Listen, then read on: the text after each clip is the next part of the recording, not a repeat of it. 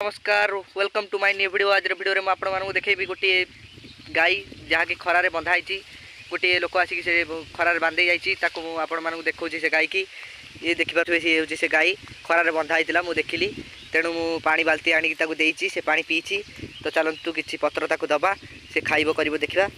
तो सांग मैंने जदि मो भिडियोटी भल लगी ताने आप लाइक एंड सब्सक्राइब करिए मो चैनल को। तो गाइस देखिपे सी किपरि खाऊची देखंतु गाईटी खरारे रही तो मुझे छाई नहीं आसी से छाई रे ठिया होती। तो मुझे पानी बाल्टी आड़ी देली फास्ट प्रथम कमाना खरा एत जोर हो मनीष तो रही पार नहीं। तो ये पशु कौन करें तांकु भी कष्ट हो भी खरा काटुव तेणु मुझे आसली छाई।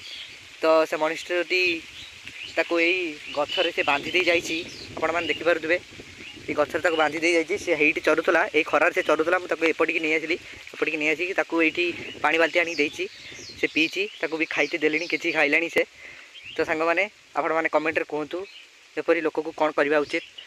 तो गाइस मो चैनल को सब्सक्राइब एंड वीडियो को लाइक करूँ भल लगे यदि। तो नमस्कार।